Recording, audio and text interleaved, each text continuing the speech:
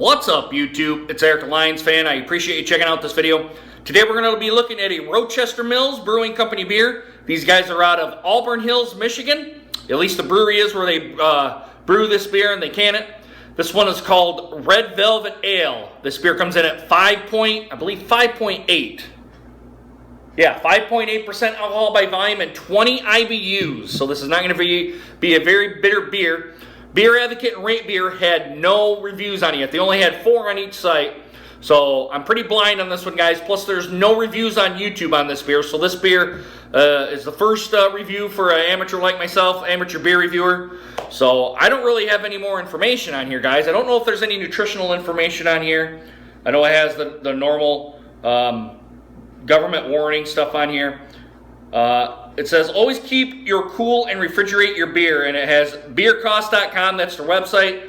And they give a phone number here. It's 248-377-3130. So if you want to contact them, see if beer's in your area, go right ahead. This is their winter seasonal beer. I brought up their website here. Let's do this before we start here. I brought up their website here on my computer. It says it's a Red Velvet Ale. This one has a 5.28. But on the can, it clearly says 5.8. I don't know if they accidentally mistyped it or what happened, but it says right here on the can, 5.8%.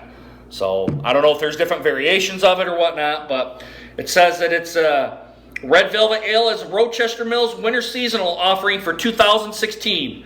A decently dark ale with the rich, velvety chocolate notes reminiscent of the popular dessert. So apparently this is a popular dessert. Has a lot of chocolate in it. I've had red velvet cake before. I don't really care for it, but maybe this might be a little bit better. So we'll dig in and then we'll see. The taste and aroma says it's a malty, sweet, chocolatey, and it's medium bodied. The serving temperature is supposed to be cool, between 46 and 54 degrees. And right now I got it right out of the refrigerator. So we're gonna let it warm up and see what we got later on. The glassware is a pint or nonic or a beer mug. I'm just using my plain glassware glass, guys. A lot like what they have in the picture here. Cheese pairing ideas are Asigo, Colby, goat cheese, Fantina, I believe that's how you pronounce it. Some of these are just so obscure I can't even read it. Gorgonzola, Parmesan, or triple cream. The food pairings are kind of, I'm fairly interested on the food pairings here. They say barbecue, pizza, and desserts. Now the desserts I can know, but barbecue and pizza seem to be pretty far on the other side. But maybe it contrasts really well. But like I said, guys, go to beercost.com, beercos.com. So without any further ado, guys, let's go ahead and crack this top and see what we got. We're already 3 minutes in. Not a big hiss. Go ahead and give it my aggressive pour like I always do. Right down the center here. We'll try and get her down the center. There we go. Let's stop her right there. Ooh, wow. I'm getting chocolate notes already. All right, guys. Presentation is obviously more than a 5-finger head pour, but we'll let it get down here to see where it ends up. It's a milk chocolatey style head. Small to medium bubbles on the top, small around the sides. It looks like it's calmed down pretty good. It's about a 4.5, 5-finger head pour there, guys. But you guys know I always do my beers aggressively here. So it shouldn't be anything new to you if you guys seen my channel. I always do that. It looks kind of a darkish, maybe a brown ale, a dark brown ale. As I hold it up to light, I'm getting nice amber notes with dark amber notes. Wow, I'm getting a cake sensation, cake aroma already. I can see right through the beer. It looks pretty clear, although it's kind of dark, I will admit that. Not a whole lot of lights coming through. I don't see any bubble streams coming up here, guys. Looks like a pretty good beer thus far. Let's get a nose on it. Let's see what we got. Ooh, right away, I'm getting big chocolate notes. I'm getting that milk sugar that they talk about, the lactose. It's big, predominant. I'm getting a lot of, it's mostly kind of a sugary style. I'm getting vanilla. It smells just like it is, like a red velvet cake. That's kind of what it smells like. If you've smelled or tasted red velvet cake, I'm pretty sure it's probably going to taste like it too. It's like a white frosting on top. That's kind of the descriptors that I'm using here. Now I paid I think I just paid $10.29 for this beer, and it only had in a 4-pack of these. I think that's a little bit pricey. I believe maybe Rochester Mills probably needs to reassess at a 5.8% like it is. They probably need to reassess that.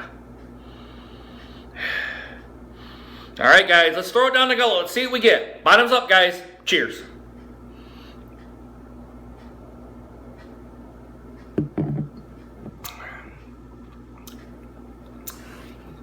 Wow, it's very sugary. I'm getting vanilla, that chocolate, those cocoa nibs. Tastes like a red velvet cake. I'm going to say it tastes exactly like a red velvet cake. It's right to the style that it says that it is. Mouthfeel, I believe it's a little light on the mouthfeel. I don't think it's medium bodied like the website says here. I think it's kind of more on the light side. You have to be into red velvet cake to probably appreciate this beer. I'm really not. I thought it was kind of going to be more on the chocolatey side more than it would be a red velvet cake. But I don't necessarily see where barbecue and pizza are going to be a contrast to this beer. I don't think it's going to be very good at it at all. Maybe getting some caramel notes.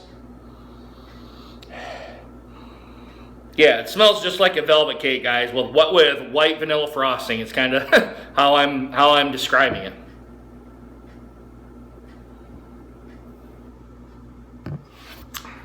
And the bad part is I got 3 more of these left to go through here, but I'm not going to drain pour it. It's a good beer for what it is. Finishes a little on the wet side. Like I said, it's medium bodied. It tastes just like a red velvet cake, guys, with white vanilla frosting. I'm getting vanilla from it too. I think it's a well-made beer, guys. It's just I'm not into the red velvet cakes. I generally don't eat red velvet cake. I'm pretty much to chocolate cake, brownies, maybe marble cake, which is white cake and chocolate cake mixed in and kind of mashed together, kind of. That's kind of the cake I'm into. Now, I'll admit, I'm not big of a cake person either. I'm kind of more of a brownie or a cookie for a dessert. Excuse me, guys. I'm a little tired. Yeah, guys, it's a good beer. I'm not going to trash it or anything. I do like from Rochester Mills, I like their Oktoberfest beer. That's probably one of the best ones that I came across thus far. Is the Rochester Mills Oktoberfest. And I still seen it at the store there. It's just I don't think nobody wants to buy it. But I'm not going to buy it. I know it's probably close to being out of date, but I'm not going to buy it. But that's another great beer. If you're into the Marzen style beers, and if you can get Rochester Mills in your area, I would say go for it. But overall rating, guys, with this, I'm going to give it a B. I'm going to give it my average score of 8.85. It's a good beer. It's not a drain pour by any means. It's just not the style of beer that, or the flavor of the beer really is what it is. Not necessarily the style. It's the flavor that is kind of off-putting to me. Now, like I said, I'm not a big red velvet cake fan, and that tastes exactly like that. But I think it's still a well-made beer. It's exactly what it is. If you eat red velvet cake, you're going to be drinking a red velvet cake. It is what it is. But I think a B is, on my scale, is probably pretty good. Untapped had it at 3.9.